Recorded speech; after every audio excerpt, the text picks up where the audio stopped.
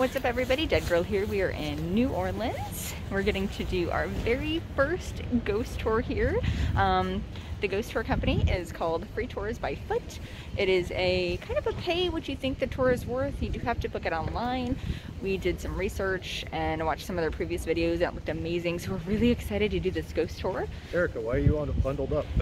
Because it's 30 degrees out here and they do require you to wear your masks, just as a heads up if you're doing any of these tours. It is February, so that's their guidelines right now. So yeah, we're gonna go meet our tour guide and have a great time. I'll film what I can and keep you guys updated. Let's go. So our ghost tour meets over here at St. Louis Cathedral. God, that's gorgeous.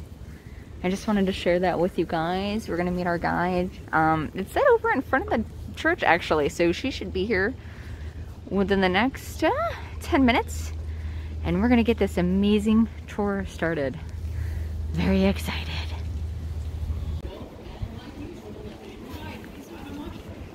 And he decides, for whatever reason, this night he is not done gambling. So he puts up the deed to his house. He immediately goes home, tells his wife, "Look, take the kids, go to your mother's house. I've got some business to take care of. I'll let you know when you can come back." After she leaves, he goes upstairs and he names himself the slave lord. I would say, Muriel's right away, and there's a lot of things between then and now. And in 2000, Muriel's bought this property and renovated it to look a lot like Mr. Jordan who lived here in the 1800s. Now, shortly after opening, a lot of weird things started happening. You can hold these people. An inquisitive look, I can't help myself. Alright, now, Muriel's bought this property in 2000, and shortly after that, they opened their doors and a lot of weird things started happening. Whole stacks of plates were getting knocked over when nobody was standing there. Bartenders were up with glasses over the back of their heads. Raining food was spoiled like overnight in the refrigerator inexplicably. Servers were getting knocked over with food trays getting cleared and they were never run. The facility decided enough was enough. What they do, they can't afford to keep buying the plates. So they hired a medium. They hired a medium, came in here and found that it was actually just going on. And he is assaulted because night after night, people come in his house, eat his food, drink his wine, and never even so much to say hello. So he said, light of time, turned off, and put out the first bread, and bring a bottle of wine. Every night he started torture. He's a thief. He no longer is possibility of outdoors display. We're now a little close like that.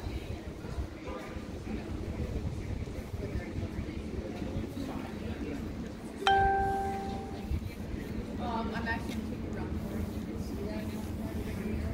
And if you decide to with Mr. Jordan, you however have to pay a service charge because it is a private time. And you also have to buy that bottle of wine.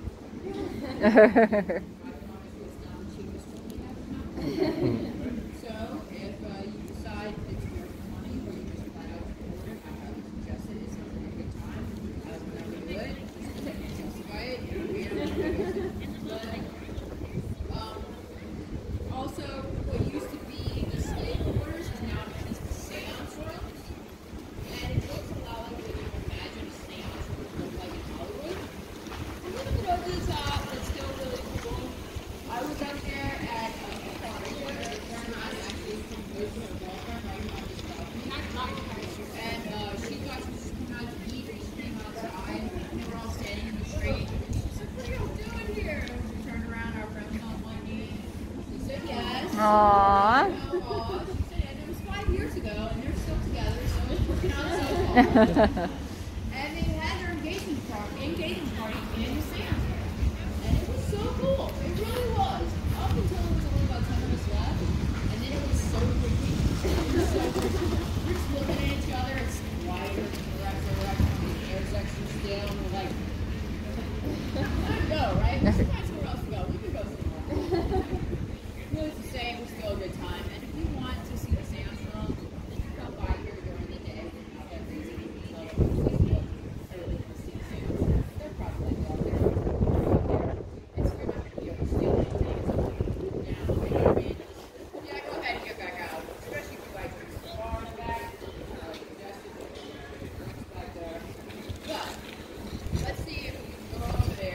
So this is Muriel's, and our tour guide is actually taking us over to get a peek inside of the seance room. Really excited. We're actually eating dinner here on Monday, and it's super haunted, but the inside looks gorgeous. So this is the private table that they set each night to appease the spirit of the owner so that he doesn't cause any mischief. Things have been known to fly off the bar in this restaurant. Glasses have been known to break. Sightings have been had. And of course the feelings of spirits. But that's the previous owner's private table. Now the previous owner, he actually, unfortunately, lost his residence here in by gambling. He lost it. And when he passed on, it said that he's returned here to Muriel's. And when it first got here, he was causing all kinds of trouble for them. Apparently he didn't like this place being turned into a restaurant, but ever since they started setting a table for him each night, it's appeased him, and he's calmed it down just a little bit. So I hope you guys enjoyed this quick peek into Muriel's. So as we're walking through, we learned that they are filming here. They're filming the Interview the Vampire series as well as the Haunted Mansion movie. Came across a random parade!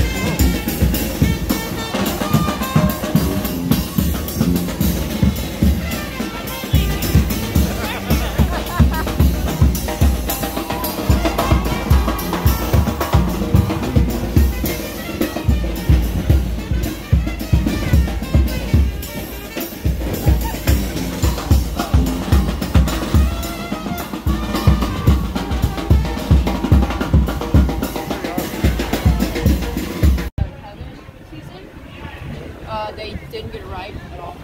They definitely She just said this is Madame Delphine's mansion. I will tell you more about her before I tell you about this. Madame Delphine LaLaurie was a wealthy French young lady, married for the first time at 14 years old to a man who was 30 years older than her, which was not uncommon at the time, even though we think it's pretty gross now. They weren't married very long before he got ill and died. Shocker, right? Then she mourned the appropriate amount of time, a year and a day, which was suited for a lady. And then, I don't know why it was a year and a day. Probably something to do with taxes, I'm sure. I also had someone on my tour say, could it be because it's a year and a day that you have to be buried before they can reopen your tomb? Your family tomb? And so that could be it, you know, like please don't marry another old fart before the last one gets to decompose. You know? Because after a year and a day, you're actually just supposed to mostly dust in onions, like hard onions, pre-made and not hot onions, it's that hot. Now, very shortly after that mourning period, she married for the third time to a man who was roughly the same age as her. And they were married for about 7 years, and she had 2 daughters and a son. And then he one day mysteriously grew ill and died. Now she was single for 10 years after that. And after that 10-year single period, she married for the third time to a man who was about 20 years younger than her. So she got a little taste of everything, you know, the same age and around. Now, let's recap for a second. Okay, she was born wealthy. She married a very old wealthy man. He died. She got his money. She married another wealthy man. He died. She got his money. And she just married for the third time to a very wealthy man. This woman, yeah, this woman had more money than any of us could imagine, unless either Steve Jobs or his wife, you know, Bill Gates or his wife. I don't know what they look like, so it could be. I don't know. No, they had more money than any of us could imagine. And what they did with that money is decide they were going to build this house. This was absolutely, at the time, a stately house. This was, look how much money we have, nanny, boo-boo kind of a house. Because at the time, you were taxed annually for the amount of poles you had on your gallery, which is supporting this balcony, by the amount of boards you had on your floor, by the amount of shutters you had on your windows. You were taxed numerically for everything in your house. So, this was definitely a display of wealth. It didn't matter, they could pay the taxes. They also, I'm sorry? Yeah. Big time. Now, they also had anywhere between 20 and 30 slaves at any given time. Now, that was an egregious amount of slaves for a family of 7, which is what they were at the time. Also, there was numerous reports of numerous people coming over here and saying they never saw the same 2 slaves twice, which was very unusual. And I don't think the amount of slaves was just necessarily a display of wealth. It was more along the lines of probably of what they were actually doing for slaves. She had an 8-year-old handmaid that used to brush her hair out every night. And one night, this poor baby catches a snag in Madame Delphine's hair and pulls her head a little bit. Madame Delphine flies into the lady. She starts beating this little girl with a stick, chasing her all around the house, hitting her with the stick. And this little girl runs so hard, so fast, that she actually runs right out the window and falls down in the courtyard. Now, a neighbor sees this occur and contacts the authorities. And so, because we had something called the Code Noir at the time, Madame Delphine is dragged into court. The Code Noir was basically just like this convoluted, contradictory list of rules that did not allow you legally to mistreat your slaves. Now, okay, true to New Orleans fashion, though, this list of rules was very, like I say, contradictory. So they could hold you accountable if they wanted to, if they didn't have to, if they didn't want to. It's not unlike they do things today, but needless to say, she was brought into court. She was fined $100. And she had 10 slaves removed and put back on auction, which her friends and family members purchased back for her. So they were all back at her home within like a week's time. I know, same minute. So basically suffered no consequences for pretty much murder of a little girl. Don't worry, it's going to get worse. Now, Madame Delphine was known for throwing huge parties. She was extremely wealthy and had nothing else to do with herself. And she threw the biggest, baddest parties, and everybody wanted to go, but only the upper elite were allowed to go. And one night, she's throwing a real humping party, and which is not connected to the main house. It's the slave quarters in the kitchen. And Madame Delphine is made aware of the fact that her kitchen is on fire, and she does not care. She says, let's just move some furniture out to the street and continue the party. So that's what they do. They move furniture out onto the street, and they continue partying out on the street. Now, I'm guessing the neighbors called the police, or the fire department. They got the neighbors, right? They called the fire department. When the fire department got here, they found a little old lady chained to the stove in the kitchen. And they asked her, what is happening? How did this fire start? She told them, I started this fire. I would rather be dead than live in someone's house for one more day. Please just do not let them take you to the 3rd floor. Decided that this is not okay, and they didn't find out why she's saying this. So they go and ask Madame Delphine for the keys to the main house. She refuses to give them up. So what they do is they go and they break the door down. And the first thing that hits them is the smell. It smells like decay and fecal matter and just all around terror. And what they see when they go in there sends them to the windows to throw them. Now, firemen are tough these days, right? We know firemen are tough guys now. Back in those days, this was bucket with being years old. This was hold your breath, don't die, make it back out, hopefully with somebody else. Firemen days. They were extremely tough individuals. For them to be disturbed to the point of throwing up, people were starting to pay attention. What's going on in the house? what they see when they actually get in there is a group of about 10 slaves in varying levels of torture. There is, just for a few examples, one lady who had her legs sewn together and her arms moved, and she had her flesh taken in a spiral down her body so she looked like a caterpillar. There was another young woman who had her arms and legs broken and set in the opposite direction, so that she had to walk backward like a crab, and they called her the crab girl. She actually reportedly lived most of her time in the body. There was a man who had his arms and legs kind of like this, and had his intestines pulled out of his stomach and tied around his limbs, and he actually was reportedly dead for some time. There was another man who had a hole in the side of his head, and a stick was in it, and she'd stir his brains around it every now and then. And he was reportedly alive, but I can't imagine to what extent, so how long after that. Now, the firemen decided this is absolutely unacceptable, we need to take these people out of here. So they take them out one by one and put them out on the sidewalk here. And her entire party is right around the corner here watching this happen.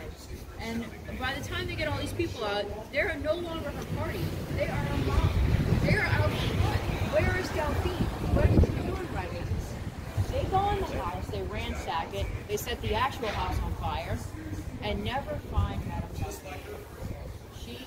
We don't know what happened. To this day, we don't know what happened. All we have is transit records that show she made her way out to the Gulf of Mexico and back.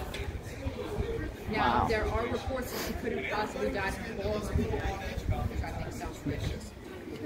Also, she supposedly I've read letters from her children saying she just wants to go back to New Orleans and she doesn't know why she can't, so maybe she has dementia. Also, Dr. Leo was spotted many years later in Cuba, so maybe the marriage didn't work out. However, none of this is a consolation prize at all whatsoever. She or her husband never paid for it. And as a result, it's kind of a cursed property to us. It is a cursed subject. I would not go on that side of the road at all. I would not walk on that balcony. A lot of people I know won't even drive by here because it's just so like tainted property to us. Now, you can by all means go we're very superstitious as a people, and you just don't know what's going to follow you. And it's not worth it to me. No. It was empty for a long time after this. Obviously, nobody wanted this property. But eventually, a man did purchase it, and he built it to look like what it does today. It was pretty crispy by the time they were done with it. It originally would have looked like that house, or the one across the street. If you notice how similar they are, the way that they did it at the time was just trendy to build all the corner houses identical. Now, this third floor that you're looking at is not part of the original design. And third floor I'm talking about would have been behind that. It would have been more of a storage add-on, like an attic basically, that would stretch the entire length of the house. It wasn't actually the entire house. Now, a lot of people ask me about that blacked out window up there. It's not as, blue as it looks. It's basically just a structural thing. It's a structural thing. Like, in order to keep the facade looking identical, like flowing all the way across, but still remain structurally intact, they couldn't make that natural window. It's just looks cool. Now, a lot of famous people have owned this house since then. All of them have, a lot of rich people have owned this house since then, and almost all of them have fallen underneath some kind of financial ruin very shortly after purchasing the property. Shocker, right? And the most famous of all of those is Nicolas Cage. I know. Nicolas Cage purchased this property, one uptown that used to belong to Aunt Rice, so I don't know if he was like subconsciously selecting for top properties, but he also purchased 4 mausoleums in one of our cemeteries, had them demolished, and built this ridiculous golden pyramid. Now the IRS took this, their house uptown, but they could not take the golden pyramid because the IRS cannot repossess burial plots. Something that not even the government can take from you, buy a burial plot. What happened while Nicolas Cage was living here? He saw a tour just like all of us standing outside on the sidewalk taking pictures of his house. And he was enraged. He came out here and started yelling and got the tour company name, and he called the tour company. I was like, look, I know I'm famous. I don't appreciate people taking pictures of my house right overnight. Nick Cage, Nick Cage, Nick Cage. And the lady on the phone laughed at him. She's like, I don't think know whose house you are. They're taking pictures of your house. Well, apparently he didn't. And she told him. He immediately left, got a hotel room, and never stayed here again. Now, obviously, he doesn't live anymore. The person who lives here now is Texas. 2 straight energies. But apparently it's extremely lucrative. We only know this about it because we purchased it through a shell company, so that should tell you you know, look at all these people. You know what I mean? The ghosts in this house are usually this little girl running around on the balcony. She's extra creepy to me. Also, people have reported hearing moans, screams, cries, yells coming out of the courtyard. There are a lot of actually went through this property after Madame Delphine disappeared. They found a lot of bodies in the well in the courtyard. Oh wow. Now, also at one point it was a little girls' home, which I don't know why they thought that was a good idea, but there was a number of years where a very large amount of young girls would stay here, and some of these girls never crossed paths, but a lot of them would show up with huge scratches and gouges down their arms. And when the teacher would ask them, they would say verbatim each one of them, the lady did it, and nothing else. That, I say that so many times a month, it still gives me goosebumps. The lady did it? Like, what? I would have rounded them all up and just left immediately. I don't think we're leaving now. Like, no. But, I don't know, they thought it was a good idea to have the girls in here, and they did for a while. Any questions? So, as you guys heard, this is the actual real-life LaLaurie mansion. This was not where American Horror Story was shot during Coven. Our tour guide is actually taking us to that location right now. So our tour guide was saying that this is where they shot the balcony scenes in American Horror Story, which is so pretty.